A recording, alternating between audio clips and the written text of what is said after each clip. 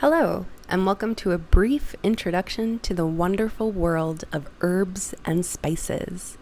There are hundreds and hundreds of herbs and spices from all around the world, each one with their own name, flavor, color, texture, scent, and delight. Can you think of a few? How about salt, pepper, parsley, mint, and ginger?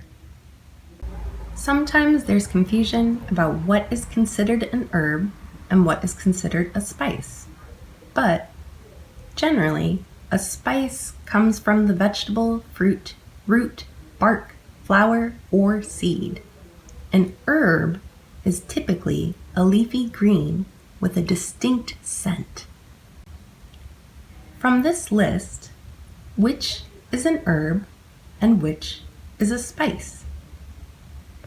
Salt, pepper, and ginger are spices. Parsley and mint, with their leafy greens, are herbs. Now, let's take a look at some common fall spices: cinnamon, nutmeg, and clove. Did you know cinnamon comes from the bark of a tree?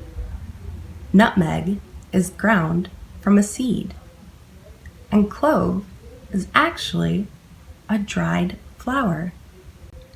Different parts of plants are used for different reasons. Sometimes different parts of the same plant even have different names. The part of the plant can also determine whether it's a spice or an herb. Let's take a look at the plant cilantro, for example. Cilantro is the name for coriander in Spanish. We consider cilantro to be an herb. When people eat cilantro, they are eating the leafy greens and stems of the plant. People also collect and eat the cilantro plant's seeds, usually not whole. We grind them up into a strong tasting spice called coriander. It's a common ingredient in rubs, marinades, chilies, sauces, soups, and curries. Even though they are part of the same plant, the cilantro leaf and coriander seed may help our body out in different ways. Each herb and spice is unique in the way it grows, how it nourishes bodies, what it looks like, tastes like, smells like, and feels like. Some are very rare or grow far away. Others show themselves in abundance in Minnesota, and we can even grow or harvest our own. There are plenty of herbs and spices out there at markets, grocery stores, and gardens, so find ones that are safe and agree with your body. There are people who work very closely with plants and process them in all sorts of ways to make medicine. They learn from the old ways of knowing, grandmama's herbal recipes, the people in community they share their medicine with, and of course, they also learn from the plants. These people are called herbalists. There are definitely times we should go to the doctor, but we must not forget the benefits of healthy eating, giving our bodies what they need, and receiving the benefits that herbs and spices have to bring. I sure appreciate the preventative, prolonged, and immediate care offered by plants, herbs, spices, and food. Food is good medicine too. There are many culinary herbs and spices commonly used in the kitchen. People be using them in dishes for lots of years, and they are safe for us to eat. Cooking with herbs and spices is an excellent way to invite in rich flavors and incredible aromas to your kitchen. Small amounts can brighten our dishes, revitalize our bodies, and play a big part in our taking care. Time for a community spotlight, where we make local connections to what we're learning about. There is an organization in Minneapolis called Herbalists for Racial Justice.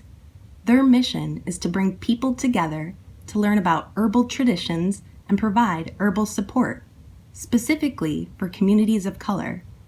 Our society does not prioritize the well-being of Indigenous, Black, Brown, people of color in the United States who often face more barriers in life and are more at risk for various health problems.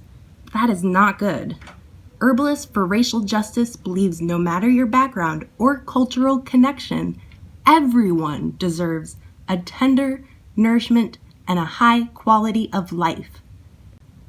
Today, they are making something called fire cider, which is a savory, spicy, sweet and tangy medicine-filled liquid.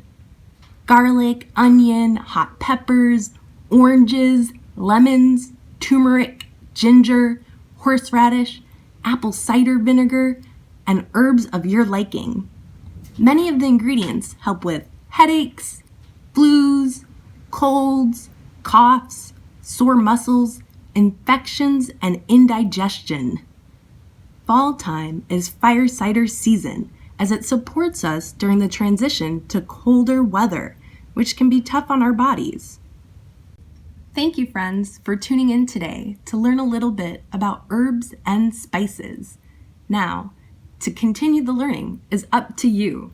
I'm so excited for new herbs to make their way to you as you grow.